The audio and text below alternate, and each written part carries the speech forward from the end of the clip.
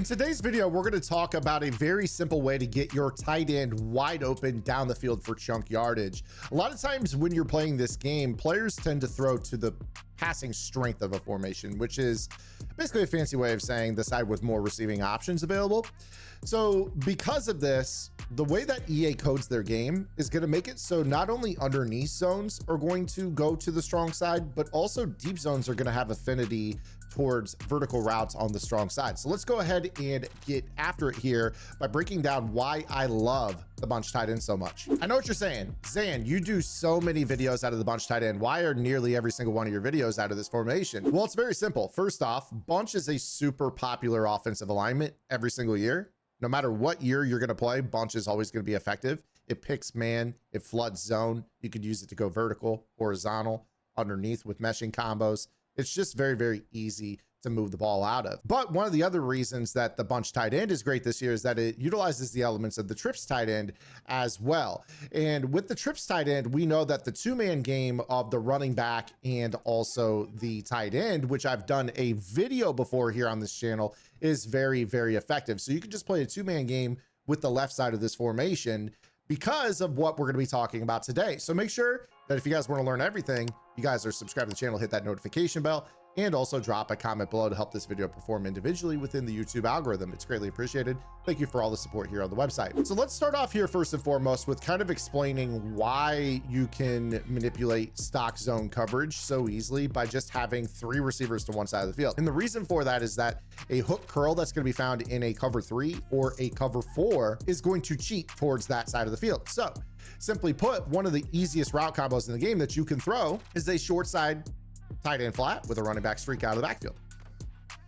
You see right there that that hook goes over towards the trip side. So the game from a stock standpoint makes zones have to basically guard the wide side of the field if there's trips. I'm going to show you the exact same concept by audibling out of the bunch tight end into the trips tight end, so you can just kind of see what I'm talking about here. So in this example, I'm just going to have just kind of a ad lib route combo. But again, on the short side of the field, we run this exact same tight end flat running back streak.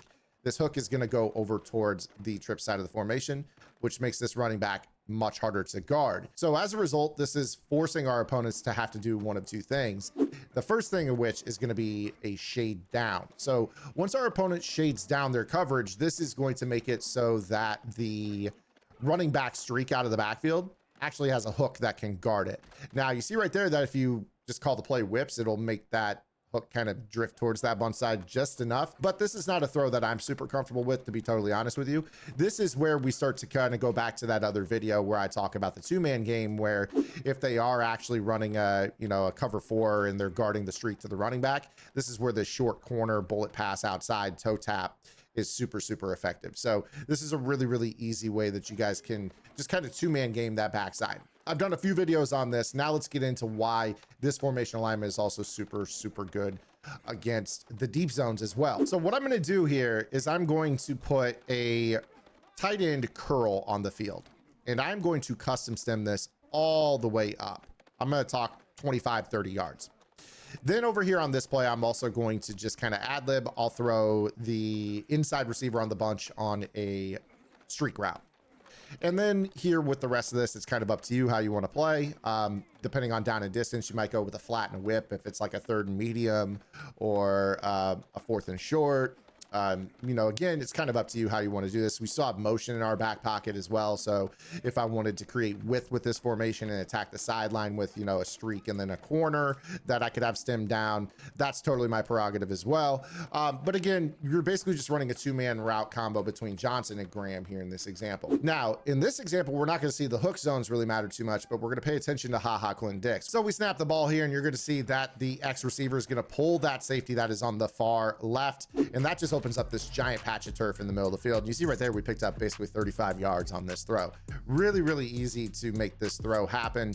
You don't even really need anything that keeps the outside corner on this side of the field from attacking this. So this concept in and of itself is so good because basically you don't need a pull route for a route that is going to be a chunk yardage route, which is so nice to have. This route that, most people aren't going to be using 35 yards in the middle of the field on the weak side of the formation. You see here, here how this safety is backpedaling and staying over the top of this seam. And then we have this route just posted up in the middle of the field, kind of in no man's land. No man in terms of the defense for sure. So again, pretty easy here how we can make this happen. Now, one of the other cool things about mixing in kind of the beginning of the tip and then this chunk yardage curl to the tight end is that if you can get your opponent to start shading down their coverage so that this aforementioned running back streak is kind of guarded, well, that's going to open up this next dot that we can use, because this is actually something I will use on a third and very long. If I get myself into a lot of trouble, this is one of my go-tos. So my opponent knows that on a third and medium, I'm likely to throw a running back streak unless they respect it. So you're probably going to get their user attention there, or they're going to set zone drops or shades. That way the hook doesn't go over towards the trip side. When this happens, I can pay really close attention to this, because what this allows me to do here is put that streak on the field that I'm going to use to pull for our tight end curl that I'm going to custom stem. But then I'm also going to custom stem another curl.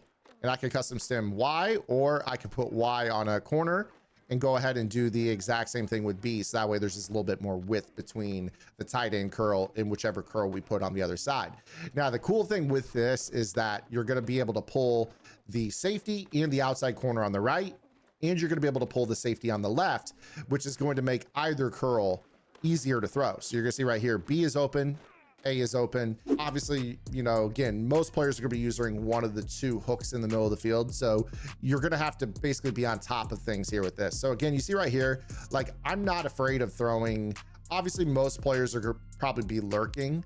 So you're not likely to see this response of the user being 35 yards deep here. So I could totally live with this.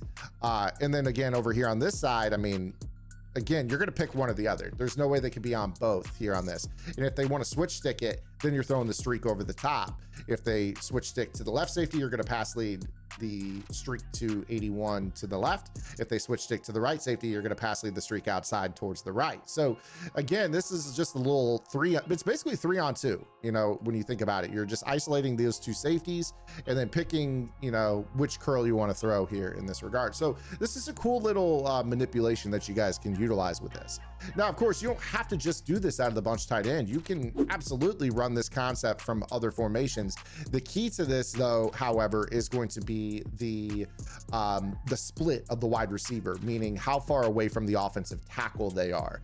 The reason this is important is because when you start to think about like wider bunch formations, like for instance, this one right here, you're going to think, all right, well, can I use Patterson on a streak to pull for Graham in the same way? And in some cases you might be able to. And what I mean by that is you're going to see here, like, this streak to A pulls the safety, but then all of a sudden that outside corner gets into the picture. So what you got to think about here in this example is, all right, well, due to the way that this receiver does the exact same thing as bunch tight end does, but because this wide receiver or tight end was split out a little bit wider, while he was able to stay underneath of the safety, it actually made the outside corner bite to him. So what do we need to do to make this work? Well, it's pretty simple in this example. We're just going to make sure that we attack with like a running back, either corner or wheel or something that creates width and makes that safety have to stay out the back of the curl.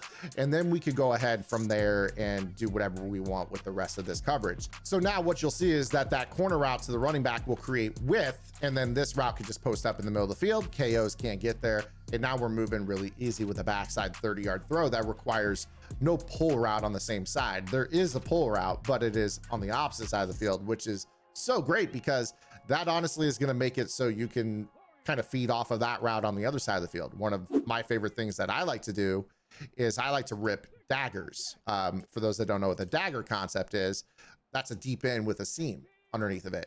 This throw concept is so great, especially if you pair it with, like, for instance, that flat streak combo, because what ends up occurring is you get your opponent over here worried about that, and then you rip this dagger in behind, and you see how that just spaces the field so nice. So I kind of showed you a lot of different freestyle elements that I like to use. I'll start off with the streak flat combo. Once they start to guard that, I know that it's going to open up the tight end curl with the backside seam away from it. And then from there, you can play off of that seam route that you're using to pull for the tight end to throw other routes on the bunch side. So I hope you guys liked today's video. If you did, make sure you guys give it a like, subscribe to the channel. If you guys want more, check out my strategy website, Gridiron Game Plans, and I'll see you guys tomorrow.